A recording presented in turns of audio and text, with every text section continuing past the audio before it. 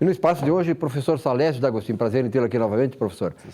E realmente a repercussão é muito grande, tanto é que o professor e empresário, aliás, o empresário Pedro Lacerda, está perguntando o seguinte, ele está fazendo uma colocação, diz assim, ó, tenho lido alguns escritos seus, do senhor, professor Salésio D'Agostinho, em que o senhor tem afirmado que as demonstrações contábeis geram informações para o contador analisar o comportamento destes elementos para sugerir ações aos agentes.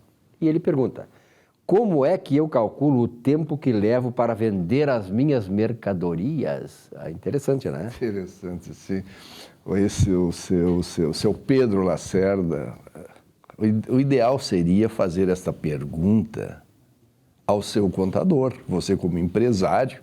E, efetivamente, né, você tem a sua contabilidade totalmente regular e o seu contador está à disposição para lhe dar esta orientação, lhe responder essa pergunta. Isso não quer dizer que eu não vou lhe dizer isso, mas o ideal é o profissional, porque o profissional tem todos os elementos para lidar com precisão esse tempo, esse prazo, né? E para que oriente, para que você fique devidamente orientado e saber a quantidade que você tem que comprar para poder vender. Inclusive, é por isso que muitas empresas, muitos empresários, né, fazem as suas liquidações. Por que isso? Porque está existindo um certo descompasso entre compra e venda, né? E aí então ele precisa agir para que esse estoque seja desovado e, por consequência, com capital de giro, recebendo capital de giro. Então, veja, na contabilidade, você sabe que todos os atos de gestão nós processamos através desse processo, é o espelho, é o corpo da pessoa jurídica. Então, se eu compro mais ou se eu compro menos, se eu vendo mais ou vendo menos, enfim, se eu pago mais ou pago menos, todo esse reflexo, toda esta movimentação está expressada nas demonstrações contábeis, que nada mais é do que a movimentação da riqueza que esta pessoa jurídica fez. Então, existem diversos tipos de análises financeiras, assim como temos as análises econômicas. Quando eu quero falar em lucro, quando eu quero conhecer meus lucros, ponto de equilíbrio, quanto eu tenho que vender, quanto eu tenho que, enfim, a quantidade, o montante de venda, o preço de venda, ponto de equilíbrio, quanto eu tenho que vender para ter lucro, tudo isso eu faço a minha análise econômica. Quando eu quero verificar o meu capital de giro, se eu tenho dinheiro suficiente para pagar meus fornecedores, enfim, eu faço a análise financeira. Então, nesta análise, né, nesta movimentação da riqueza, então você precisa saber quanto é que você precisa ter de capital de giro. Porque quando você não tem condições de pagar o seu fornecedor, não adianta você ir no banco pedir dinheiro emprestado, porque isso é simplesmente você vai sanar um problema momentâneo, mas o problema persiste. Por que isso? Porque se faltou dinheiro é que a estrutura de capital ela não está devidamente ajustada para receber o valor no tempo certo para pagar as contas. Então você tem que ajustar este movimento. Então veja, quando eu falo em capital de giro, eu estou falando que compro mercadoria para vender, depois que eu vendo, eu recebo. Compro mercadoria para vender e esta mercadoria eu tenho que pagar.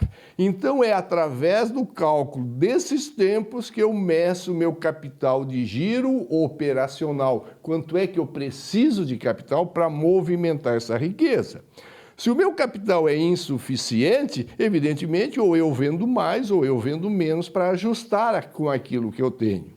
Uma coisa que eu lhe oriento, seu Pedro Lacerda, é que nem sempre vender mais você vai ganhar dinheiro. Muitas vezes, vendendo mais, você vai perder e vai, inclusive, colocar em risco o seu agente econômico. Porque se eu não tenho capital para suprir esses prazos todos, quanto mais tempo, quanto mais eu vendo, menos dinheiro eu vou ter e, por consequência, mais problemas eu vou gerar. E é importante, como tu disseste, o Salésio, desculpa interromper o teu pensamento aí, dele consultar o contador dele, porque o contador dele sabe o histórico dele todo também, né? Exatamente. Os ciclos que a empresa passou e tal, e ele pode fazer uma projeção mais, digamos assim, mais exata. Mais né? técnica. Mais técnica, exata. Sim, porque cada pessoa jurídica tem os seus elementos próprios. Claro. Mas a pergunta que você diz assim, como calculo o tempo que levo para vender as mercadorias? Bom, de certa forma é uma lógica, né? Eu compro para vender. Ora, quando você compra a mercadoria, o que é que você faz? Você tem a mercadoria para venda, por consequência está lá no seu estoque. No momento em que você vende esta mercadoria, sai do estoque e vai para onde? Para o custo da mercadoria que você vendeu. Ora, o somatório entre a mercadoria que eu tenho no estoque mais o total do custo da mercadoria que vendi é o montante de mercadoria que foram vendidas, que foram compradas naquele período. Então você soma as duas contas, então você vai ter o montante. Ora, se o meu custo é 1 milhão e eu tenho em mercadoria em estoque 100, significa dizer o quê? Que durante aquele período que você está examinando, 10 vezes o seu estoque girou, porque você comprou, vendeu. Comprou, vendeu. Se eu tenho como venda 1 milhão e me sobrou como estoque 100, então houve um giro de 10 vezes. Se aquele período que você está analisando é de 30 dias, significa que em 30 dias você comprou 1 milhão e 100, sobrando 100 e vendendo 1 milhão. Por consequência, será 30 dividido por 10. Então, o seu tempo de venda é de 3 dias.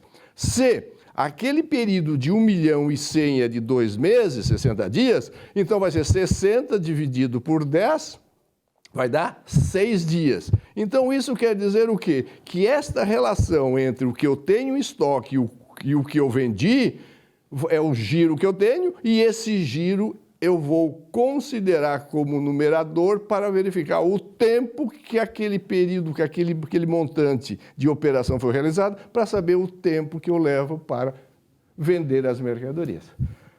Foi fácil, Pedro? Simples, é muito simples. Pega as suas demonstrações contábeis e verifica. Estoque, 100. Custo, 1 milhão. Significa dizer que naquele período você comprou 1 milhão e 100 e desse 1 milhão e 100 sobrou 100. Ora, se o período é 30 dias, divide. Se o período é 30 dias, é 30 dividido pelo giro que deu. Se o giro foram 10, então seria 3 dias. E assim sucessivamente, você tem um tempo médio de venda da sua mercadoria. Que beleza. Aliás, nesse espaço, conversando sobre contabilidade, eu estou aprendendo cada vez mais sobre contabilidade. Eu e os telespectadores, naturalmente, né? Salésio, obrigado pela tua presença aqui. Eu acho que foi extremamente esclarecedor, não apenas ao Pedro Lacerda, né?